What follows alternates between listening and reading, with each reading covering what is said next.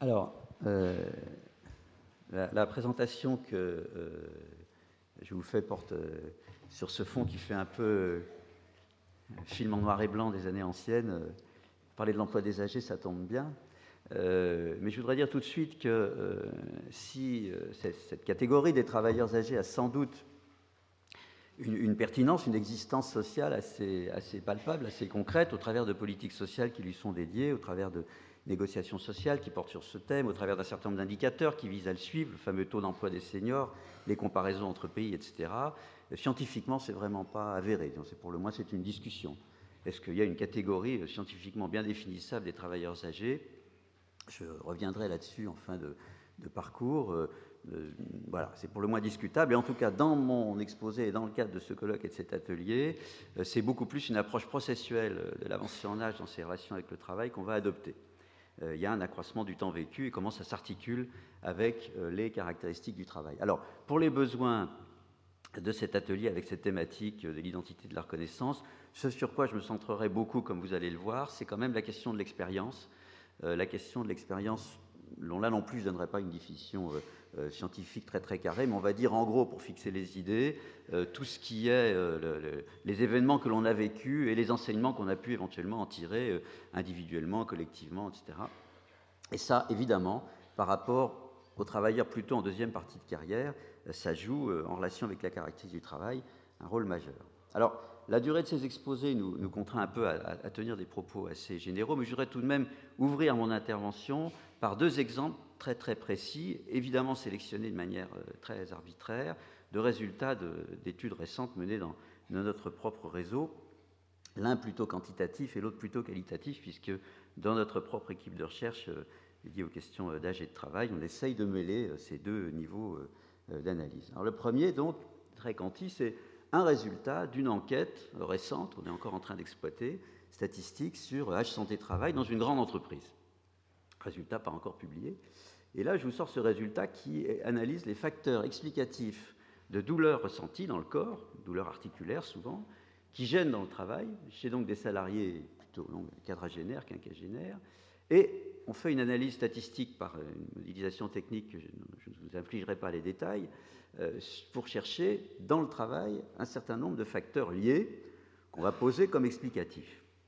Alors, ce que l'on constate quand on regarde ce tableau, prenez ce qui est à droite comme des espèces de coefficients multiplicateurs de la probabilité d'avoir mal et que ça gêne dans le travail.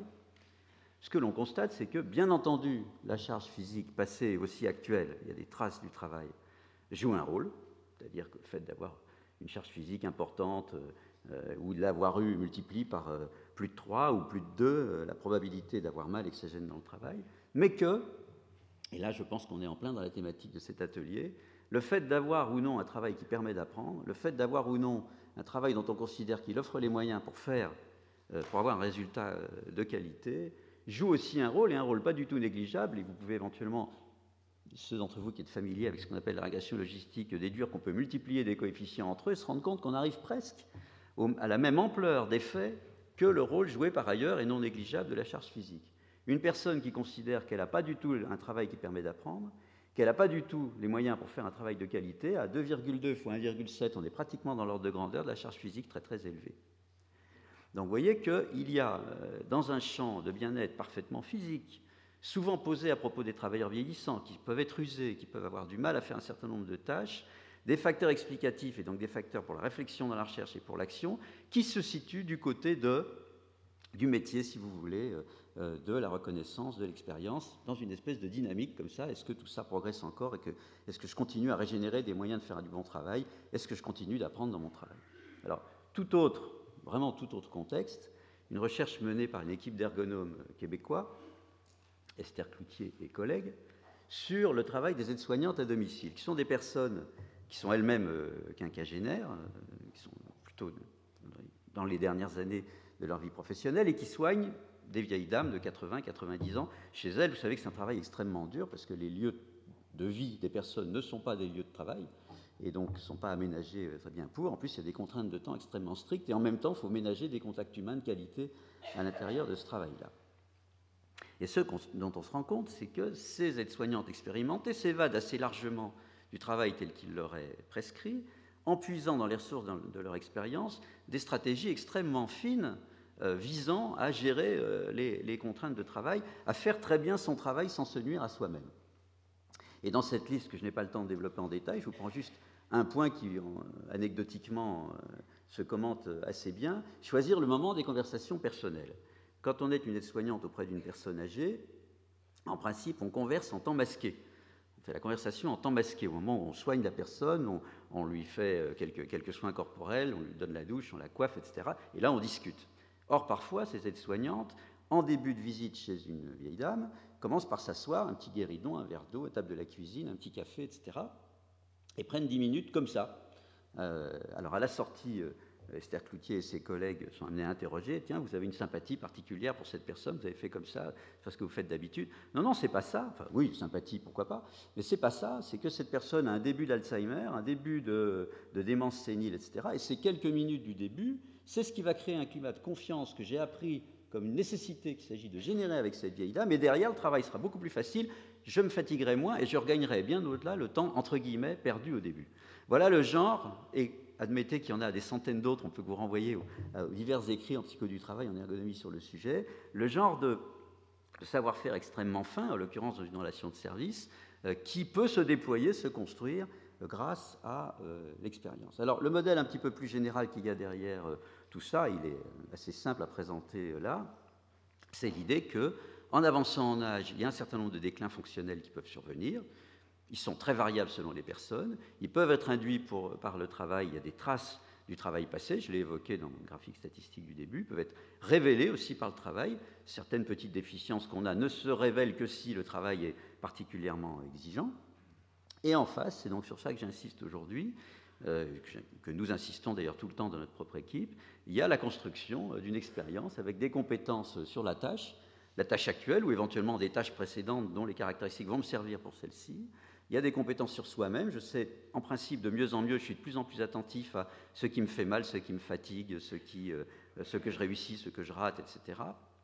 Et sur le collectif, j'apprends en quelque sorte tout au long de la vie professionnelle à mettre en place, élaborer des formes de coopération, de partage des tâches de plus en plus précises, de plus en plus adaptées, et qui tiennent compte d'ailleurs en partie des déclins qui sont dans la partie gauche de ce graphique.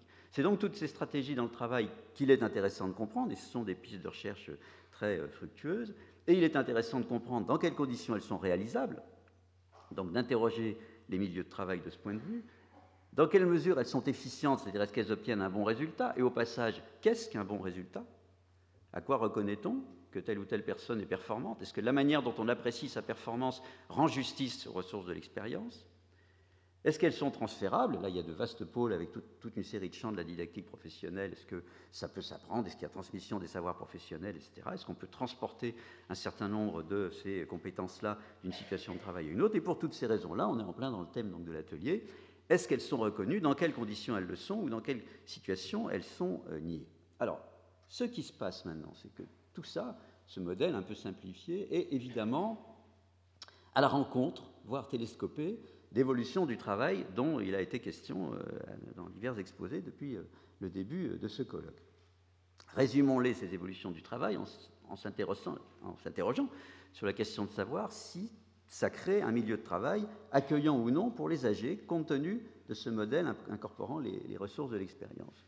Donc en gros, et à divers moments dans ce colloque, ça s'est lu, les métamorphoses du monde du travail pourraient se caractériser, en termes de conséquences sur l'activité de travail et sur les enjeux de bien-être des travailleurs, par ces 4 grandes têtes de chapitre que je vous propose là, assises sur de nombreux résultats de recherches diverses, statistiques ou d'études de terrain.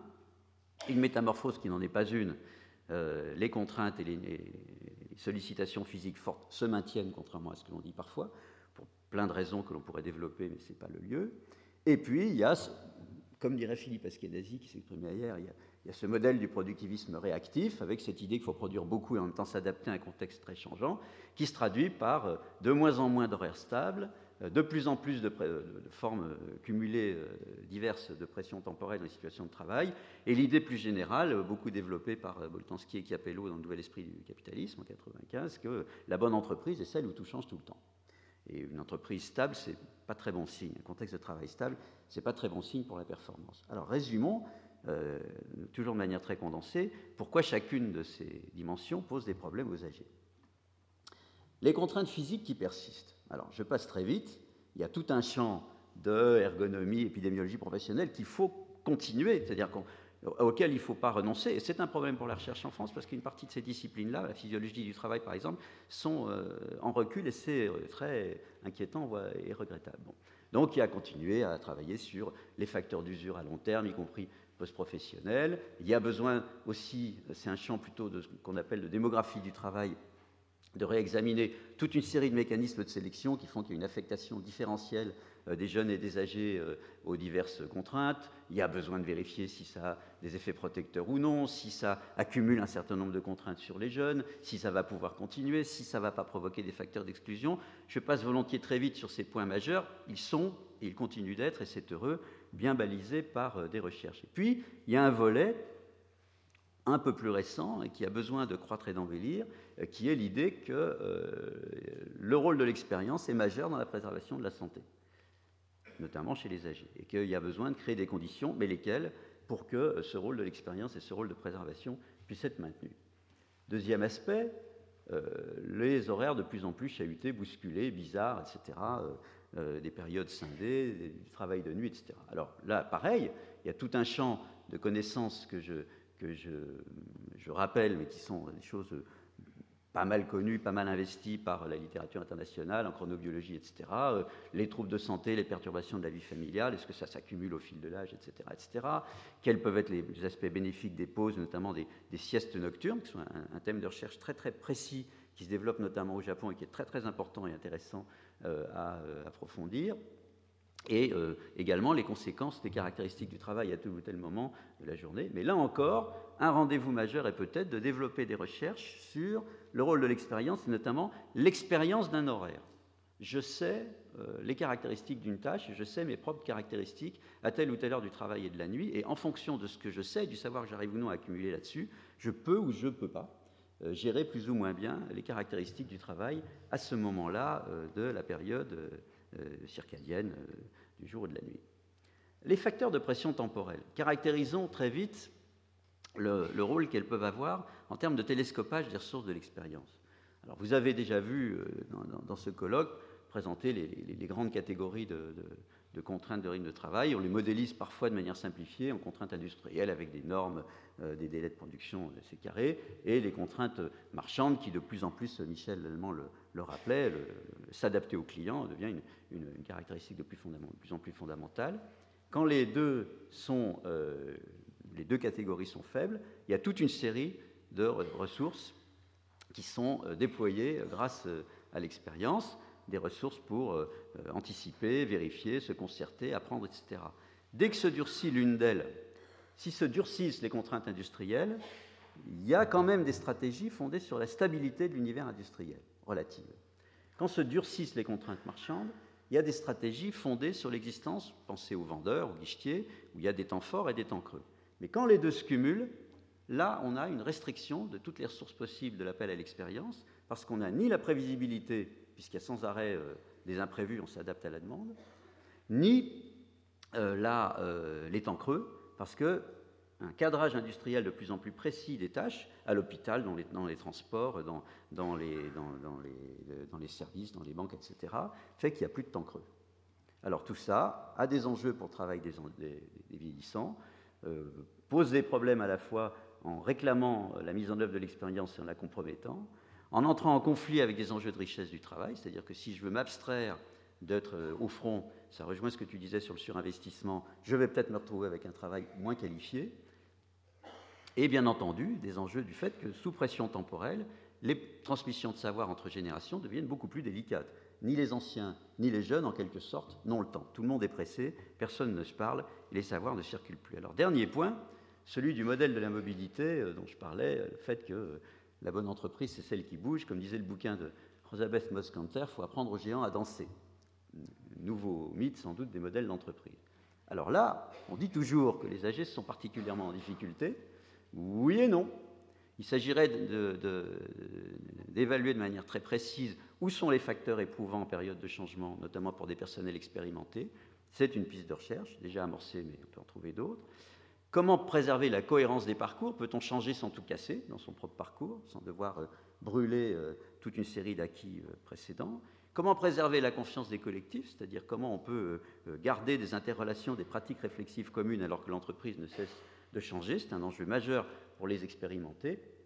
Et bien sûr, est-ce qu'on acquiert au travers de tout ça une forme d'expérience du changement, c'est-à-dire une sorte de capacité à voir venir des changements nouveaux et à savoir comment se comporter dans les situations de changement elles-mêmes.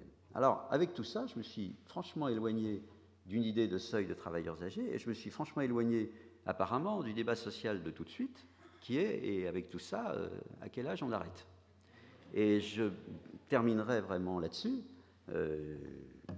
Ça fait encore un peu débat chez les économistes de savoir si toucher à l'âge de la retraite va amener de grands remaniements dans les politiques d'emploi, de formation et de travail qui vont permettre que tous ces problèmes-là se résolvent mieux, ou si à l'inverse, il faut remettre les bœufs devant la charrue, et si c'est les politiques de travail, de l'emploi, de la formation qu'il faut d'abord modifier si l'on souhaite réellement que les vies professionnelles se prolongent. Mon exposé ne vous a évidemment pas caché que je me range dans la deuxième optique, qui, en dehors des économistes, à mon sens, ne fait plus tellement débat. Je crois qu'il y a un consensus assez solide pour dire qu'il y a un besoin de réflexion et d'action sur les politiques du travail, d'emploi et de formation, notamment pour les salariés en deuxième partie de carrière, et que c'est de ça que dépend un éventuel allongement de la vie professionnelle possible ou impossible, sinon on va fabriquer une société de vieux chômeurs et de vieux RMI, ce qui est, espérons-le, pas le but visé. Je vous remercie de votre attention.